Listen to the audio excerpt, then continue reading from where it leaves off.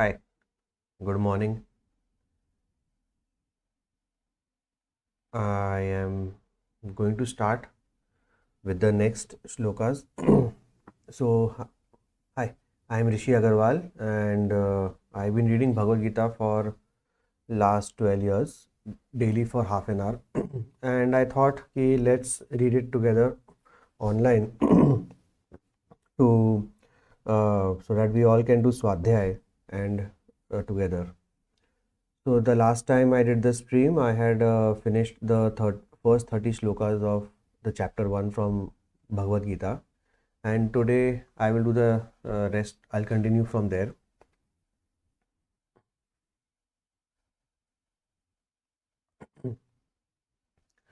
So we are on chapter 1, shlok 31. The mool shloka is Nimittani cha pashyami viparitani keshava na cha shreyo anupashyami hatva swajana mahave. So Arjuna is telling this to Krishna, and I see adverse omens, O Keshav. I do not see any good in killing my kinsmen in battle. So last time, as we saw, that both the armies were assembled at the battlefield, and and then everyone blew their conches, the shank, what we say, and then after that, Arjun told Krishna, who is his Sarthi, to take his chariot in the middle of the battlefield. And when Krishna did that, and they were in the middle of the battlefield, Arjun saw both the armies, and now he's having a change of heart. He's now telling Krishna why he doesn't want to fight. And so he's saying that, he doesn't see any good in killing my kinsmen. Kinsmen is family members in battle. Now the next shlok, 32. न कांक्षे विजयम कृष्ण न च राज्यम सुखानि च किम no राज्येन Govind किम भोगैर्जीवितेन वा. I desire not victory, O Krishna, nor kingdom, nor pleasures. Of what avail is dominion to us, O Krishna, or pleasures, or even life?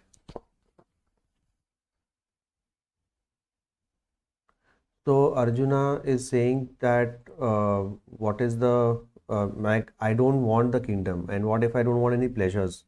Then why am I still doing this? Why am I still doing this? One second.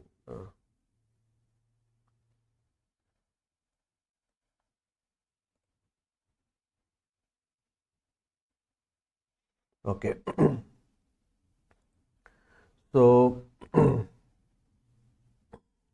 like I said, he's having a change of heart, and he's giving all these reasons to Krishna that why he should not fight. I mean, now here again, his focus is on the karmfal, the result of the actions. So that's why he's saying that, if what if I don't want victory? Now see here again, you can see a hint of ego in Arjun's voice, because he is very sure that he'll win. Later on, Krishna will tell him that, it's not necessary you'll win. It doesn't, but right now Arjun is saying, what if I don't desire victory? So means he's already thinking that I might win. Oh Krishna, and I don't want kingdom, pleasures, or what avail is, why, why are we then fighting? What if I don't want pleasure? So Arjun is kind of now leaning towards the sannyasi mode, that kind of a hermit mode, ki I want to leave all this and go. Is that fine? He's trying to ask Krishna, is that fine? The next shlokas, number 33. Yesham arthe kangshitam no rajyam bhogaha sukhani cha ta ime avastitha yuddhe pranans tyaktva dhanani cha. Those for whose sake we desire kingdom, enjoyments and pleasures, stand here in battle, having renounced life and wealth. येषाम् अर्थे कांक्षितम no राज्यम भोगा सुखानि च न ते. So he's saying, for whose sake we desire kingdom. Now let's read the next verse after this. आचार्यः पितरः पुत्रास्तथैव च पितामहः मातुलाः स्वशुराः Pautraha Shyalaha Sambandhinastata. Shlok number 34. Teachers, fathers, sons and also grandfathers, maternal uncles, fathers-in-law, grandsons, brothers-in-law and other relatives. The next shlok. Etan hantum ikchami gnatopi madhusudana api trailokya rajyasya hetoh kimnu mahi krute. These I do not wish to kill, though they kill me, O Krishna, even for the sake of dominion over the three worlds. Leave alone killing them for the sake of the earth. So these three shloks, 33, 34, 35, he is saying ki all these men have assembled before me, or they are my teachers, fathers, like grandfathers, and even my sons, nephews, then maternal uncles, mamas, then father-in-laws, like because Arjun's father-in-law Drupad was also there, so brothers-in-law also was there, everyone is assembled here. The brother-in-law is Drishtadyum, and teacher is Dronacharya, grandfather is Bhishma Pitama, and so all of these people are assembled here, and I don't wish to kill them, and even if they kill me, I don't want to kill them. So he's saying ki even for the Trilok, matlab in Hindu Sanatan Dharma we have the concept of Trilok. So even for this Trilok, I don't want to kill them. Then what for just this one Hastinapur, for this fight was going on? I mean, why should I fight them? What's the point? निहत्य धार्त राष्ट्रान्नः का प्रीतिः स्यात् जनार्दन पापम एवाश्रयेदस्मान् हत्वैतानाततायिनः. Excuse me for my cough. Shlok number 36. By killing these sons of Dhritarashtra, what pleasure can be ours, O Janardana? Oh, only sin will accrue to us from killing these felons. So here if you see, it's O Janardana. So Janardana is a name for Krishna and Vishnu. So in Mahabharata, Janardan is used often to address Vishnu and Krishna. And so here Arjuna is saying, by killing these sons of Dhritarashtra, how can we get pleasure? Pritihi. How can we get this? Like, we are only going to get pap, matlab sin, papam eva. Only sin will come to us by killing them. So here again Arjuna is talking about pap and punya, sin and we talk about sins and good and bad, and good action, bad action. So and pap punya again is a karmfal ki we, after the action is performed, what results we get. So that pap punya. The next slok 37. Tasman narha vayam hantum dharta rashtran swabandhavan swajanam hi katham hatva suginah syam madhava. Therefore, we should not kill the sons of Dhritarashtra, our relatives, for how can we be happy by killing our own people, O Madhava? Again, Madhav is another name for Krishna. And so he is now saying, therefore, we should not kill the sons of Dhritarashtra, our relatives, for we cannot be happy. So he is saying, because after winning the war, we will get this whole Hastinapur, we will win the kingdom, and then you are expecting us to be happy, or society thinks that we'll be happy by killing them. But in fact, after killing all of them, our own, the kinsmen, how can we be happy? We will obviously be sad now later after the war gets over. Again, a lot of these arguments make they sound like, okay, yeah, there's nothing wrong, what Arjuna is saying from one perspective. But later on, when you will read the whole Gita, you will then understand the content. And again, you have to understand, I mean, it's better if you understand the context of Mahabharata, how and what transpired between the Kauravas and Pandavas, because before this, the Kauravas, led by Duryodhan, they had always inflicted damage to Arjun. They always, Duryodhan wanted to kill them. He even attempted to kill Bhim when they were like hardly 10 years old, in their childhood. So that is the kind of malevolence Duryodhan had towards these five brothers.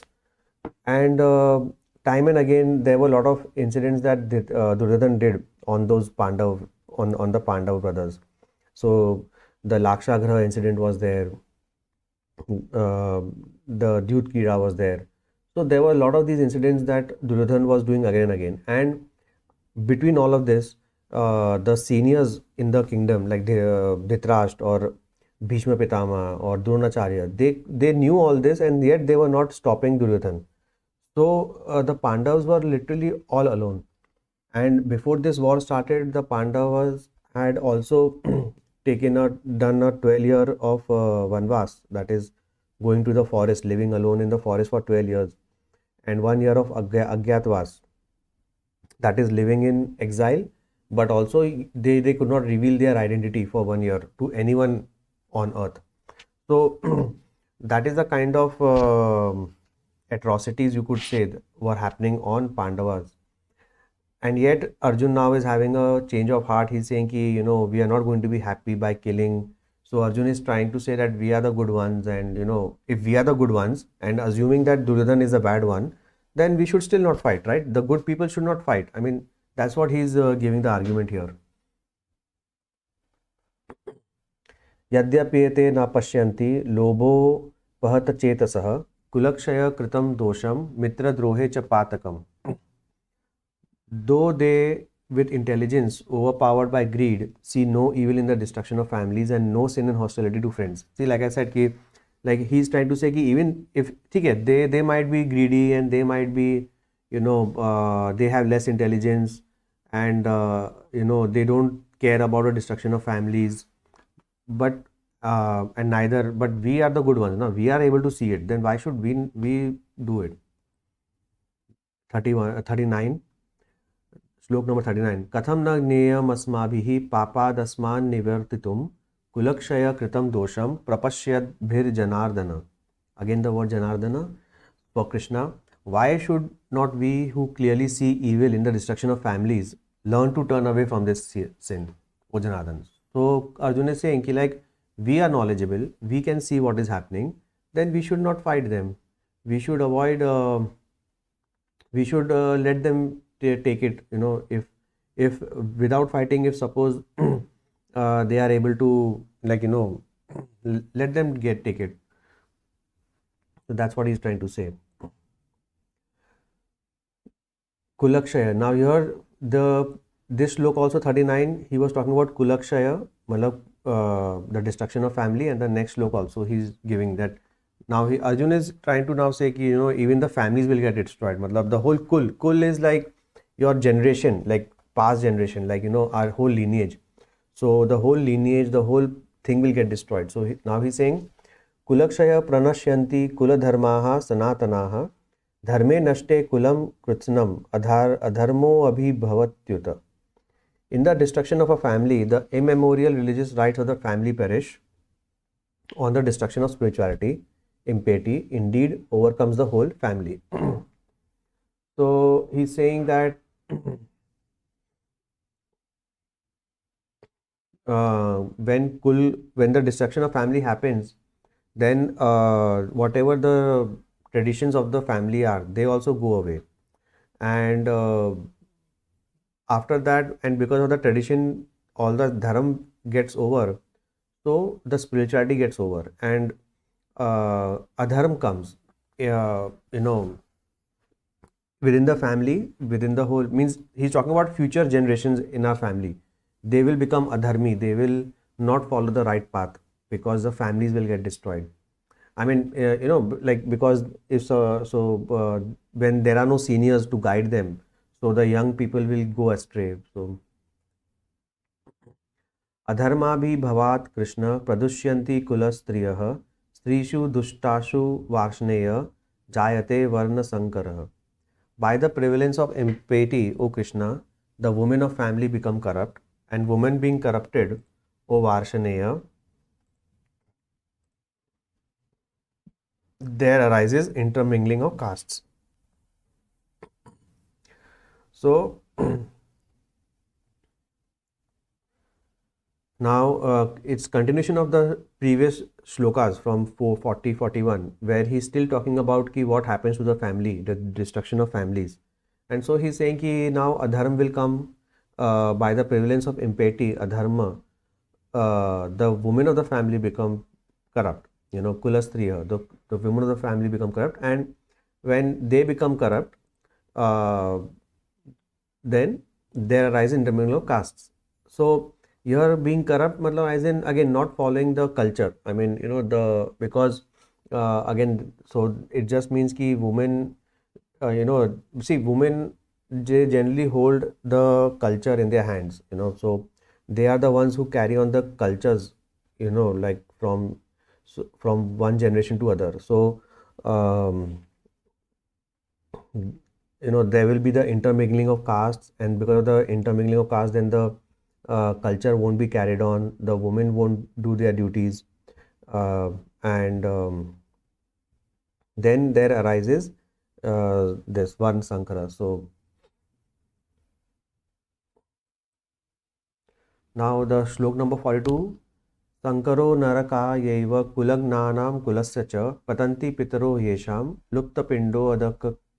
luptapindodaka kriyaha. Now, the confusion of castes leads to hell, the slayers of the family, for their forefathers fall, deprived of the offerings of rice ball and water libations.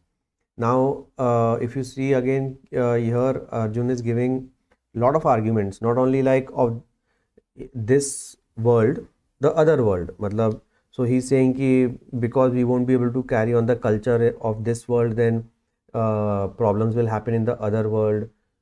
So Arjun is trying to give reasoning from all sides, like the afterlife, this life, material happiness, emotional happiness. I mean, all kinds of arguments he's giving, and I mean, clearly he's confused, and which you'll see in the next chapter. He tells Krishna that I'm confused only. You can help me. So again, he's giving, and here if you see, he's in these last 2-3 shlokas, he's giving the reasoning of the shastras. He's giving a lot of reasoning from, like, again, see, matlab, whatever is written in the scriptures. So he's giving those reasonings to Krishna, that see, this is what will happen. It has already been written like this. So why should I fight? And but later on, Krishna will tell him that you should not, matlab, don't think of all this. Matlab, all this, whatever is written is another thing, but you fighting is another thing, and all those things will come up in the ahead in Gita. दोषै रेते हि कुलग्नानां वर्णसंकरकारकैः उत्साद्यन्ते जातिधर्माः कुलधर्माश्च शाश्वताः. By these evil deeds of the destroyers of the family, which cause confusion of castes, the eternal religious rights of the caste and the family are destroyed. So continuing with that you won't be able to do the kula dharma and then the jati dharma. So kula dharma is, like I said, the family traditions, and then the jati dharma, matlab whatever your your caste is, or whatever the dharma of your bigger community is, those also you won't be able to do. And these are eternal, matlab people have been practicing it for a long time, and just because of war for a land, all these will get destroyed. उत्सन उत्सन उत्सन कुलधर्मानां मनुष्याणां जनार्दन नरके नियतं वासो भवतीत्युनो सुश्रुमा. We have heard, O Janardana, the inevitable is the dwelling for an unknown period in hell for those men in whose families the religious practices have been destroyed. So continuing with the previous, he's just saying ki again, ki in the afterlife also we won't get, like, we will go to hell for we don't know how much time, because we could not carry on the practices in this life. So these are all the arguments Arjun is giving to Krishna. अहो बत महत् पापम कर्तुम व्यवसिता वयम यद राज्य सुख लोभेन हंतुम स्वजनम उद्यताः. Alice, we are involved in a great sin in what we are prepared to kill our kinsmen through greed for the pleasures of a kingdom. So now Arjun is thinking he's getting a good side, in the sense, because what I'm saying is ki Arjun was preparing for this war for a long time. Even during the Vanvas, the exile, Krishna told Arjun to go to the Indralok and get all the divine weapons from Indradev. So Arjun had been preparing for this war for a long time. It's not just like, so he was doing this for a long time. He really wanted to,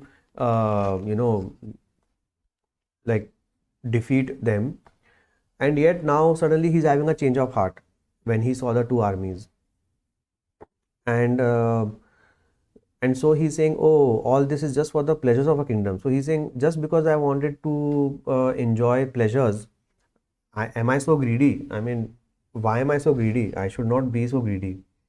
And because of this greed, I am making this big sin of killing others, killing my own family men, and destroying my family and traditions. So you see, he's saying, ki, I'm going to destroy my family, and then I will destroy my traditions, and because of that, so so he's giving all these arguments. So यदि माम प्रतीकारम अशस्त्रम शस्त्र पाणयः धार्तराष्ट्रा रणे हन्युस्तन्मे क्षेमतरम भवेत्. If the sons of Dhritarashtra with weapons in hand should slay me in battle, unresisting and unarmed, that would be better for me. So now he is deciding that even if they kill me, even if the army in front of me, Dhritarashtra Putra, so Dhartarashtra, the sons of Dhritarashtra. So even if means the Duryodhan and his brothers, even if they kill me with weapons and I put down my weapons, I just surrender and unresisting and unarmed, I think that is a better thing for me, in the sense, like based on the previous arguments, he's saying it's still better for me. So he's saying,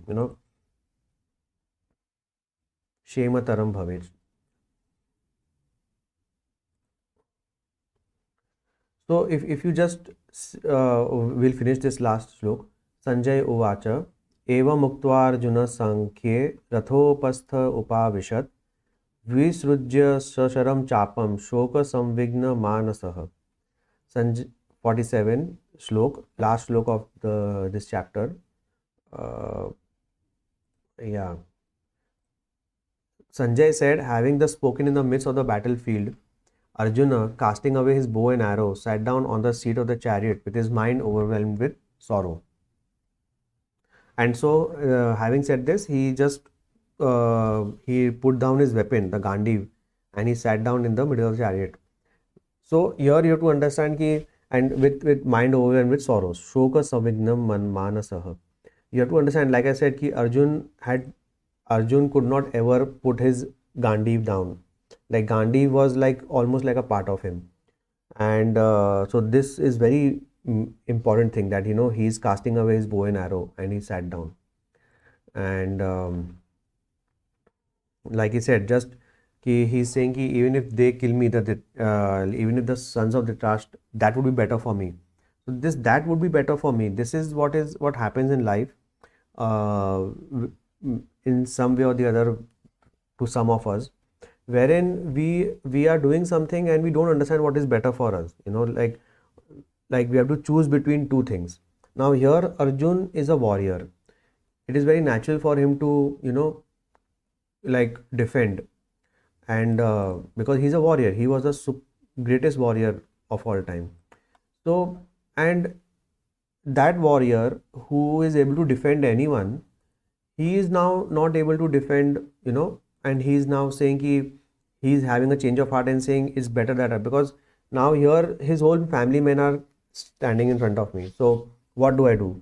This is like, many commentaries have been written. So Acharya Vinoba Bhave in his book Talks on the Gita says, like, it is like as if, let's say you are a judge and you have been delivering good verdicts, the right verdict for a long time, and suddenly one day your own son comes in front of you for a crime. And now what will you do? Will you, and now that judge, maybe because of his attachment to his son, might not give the right judgment and favor his son. So those kind of, the dilemmas come in our life, depending on the stage of your life and where you are, what kind of work you are doing. but it happens to many people ki something that we are doing naturally for a long time, that thing suddenly becomes abrupt, and then you have to think ki what is better for me, right? And then the mind and your buddhi also starts to convince you. Once you start, here again you see ki once you start thinking with a chain of thought, then your mind and buddhi, the intellect, will try to convince you also with those reasons. Yes, yes, you should not do this. Yes, or you should do this. And that's what is happening with Arjun, because his mind is becoming weak at this time. Now he's coming up with all these reasoning. These are all reasons, right? His intellect is telling him, yeah, yeah, you should not, and this is better, and this will happen, this will happen. So this happens to a lot of us, that in such times, in these moments of great major decisions, even our intellect or mind can't help us. And that is what is happening to Arjun, that his mind and intellect has gone. His he can't even pick up his bow and arrow. Matlab, his senses are also not working. Like, and that is what, the name of this chapter is Vishad Yog, like, anxiety or depression. So that is what is happening with Arjun. He's like totally now not able to even stand. And that's where we end the chapter 1. So, okay, tomorrow we will continue with the chapter 2, and the initial 10 shlokas of chapter 2 are still Arjun talking, and then Krishna starts speaking. So, where the main Gita, Bhagavad Gita starts. Thank you, and we'll meet again, and have a nice day. If you like this, comment on this and give a thumbs up and subscribe to the channel.